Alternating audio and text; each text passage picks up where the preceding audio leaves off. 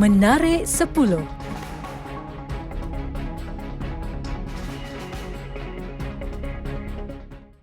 Depo bas RM1 di Kuching kembali aktif selepas daerah Kuching bertukar kepada kuning dan tiada merekodkan sebarang kes baru selama 3 hari berturut-turut. Menurut Roslyn Ambrose yang bertugas sebagai kerani penjualan tiket di syarikat Citylink, industri pengangkutan awam telah menunjukkan peningkatan setelah daerah Kuching bertukar status. Katanya antara usaha pihak syarikatnya dalam mematuhi prosedur operasi standard SOP adalah penetapan had penumpang seramai 20 orang dalam bas 34 kerusi dan 35 orang dalam bas 43 kerusi.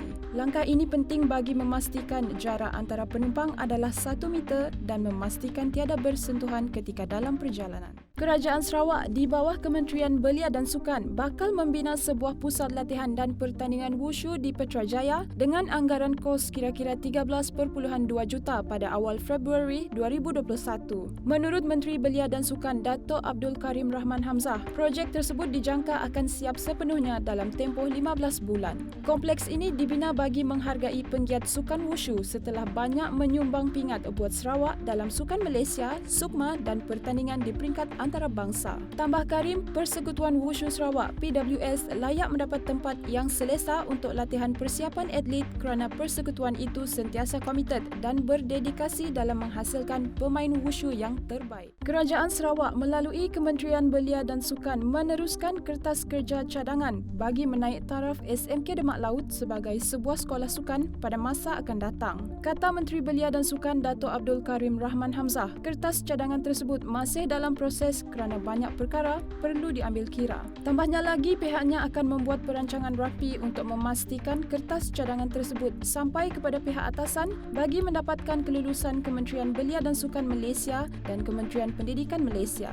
Sebelum ini, Menteri Muda Pendidikan, Sains dan Penyelidikan Dr. Anwar Rapai mencadangkan agar Kementerian Belia dan Sukan Sarawak menaik taraf SMK Demak Laut sebagai sekolah sukan Malaysia berikutan lokasinya yang berdekatan dengan fasiliti sukan seperti Stadium Negeri, Pusat Akuatik Pandelela Rinong dan Akademi Memanah Tertutup Sarawak. Masjid kecil daerah Sadong Jaya, Masjid Darul Iman yang dijangka dapat memuatkan 1,500 jemaah bakal dibina semula pada awal tahun 2021.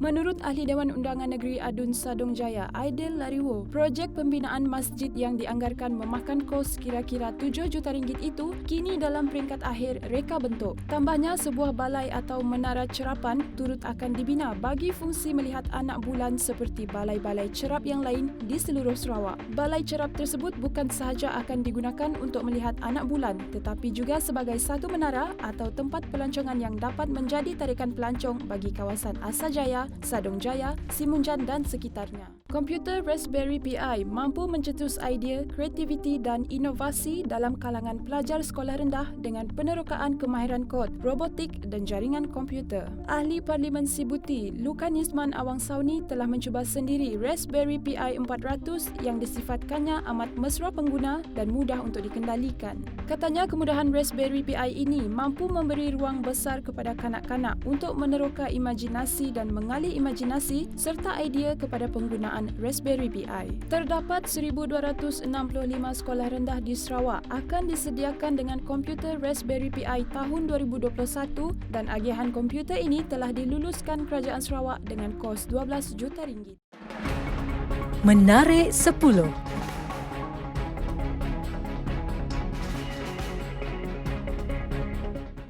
Universiti Teknologi Mara UiTM Cawangan Terengganu bakal mengadakan majlis penganugerahan diploma dan ijazah secara janji temu selama 3 hari bermula 5 Disember 2020.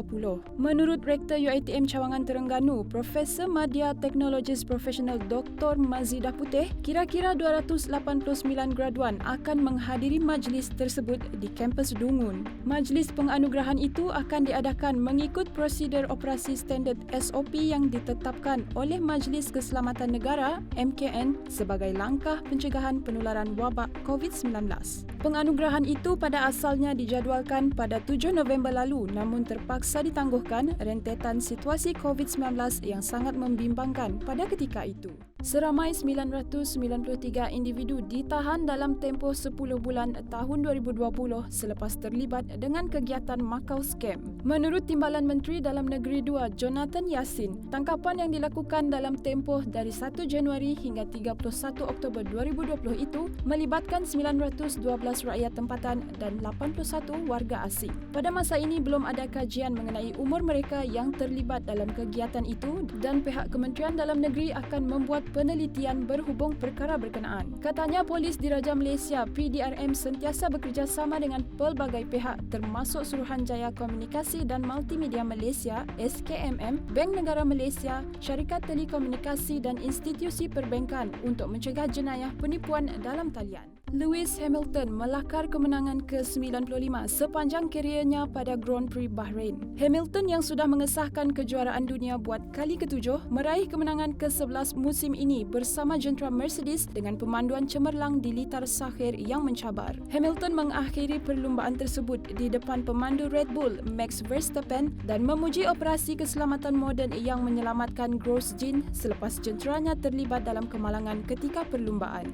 Setelah insiden itu, Hamilton bersama pelumba-pelumba lain yang turut sama berentap perlu menunggu lebih kurang 90 minit untuk memulakan semula perlumbaan. Sebuah hotel di Tokyo menawarkan pengalaman unik untuk pelanggan yang menginginkan kelainan di mana rekaan hotel tersebut seperti berada dalam kabin pesawat penerbangan. Hotel First Cabin Atagoyama memberi pilihan kepada pelanggan untuk menginap di bilik kelas pertama, perniagaan atau ekonomi premium pada harga menarik. Setiap kabin dilengkapi dengan kemudahan seperti katil, meja kecil dan televisyen untuk memastikan keselesaan pelanggan. Hotel terbabi turut menyediakan bilik bekerja di samping ruangan menunggu, perlindungan antibakteria bagi mencegah penularan wabak COVID-19, kemudahan jaringan tanpa wayar Wi-Fi dan soket penyambung elektrik. Warga Britain disaran untuk menanam pokok bagi meraikan ulang tahun ke-70 Ratu Elizabeth di atas takhta. Ia juga merupakan salah satu perancangan bagi menjadikan negara itu sebagai negara hijau sempena menghormati 7 dekad pemerintahan baginda. Ratu Elizabeth 94 tahun menjadi raja yang paling lama memerintah dalam sejarah Britain dan bakal menyambut Jubli Platinumnya pada Februari 2022. Diberi nama The Queen's Green Canopy, projek yang mendapat sokongan daripada badan amal itu menggalakkan orang ramai, sekolah dan pemilik tanah untuk menanam pokok bagi membantu alam sekitar dan membawa persekitaran yang lebih hijau. Menarik 10.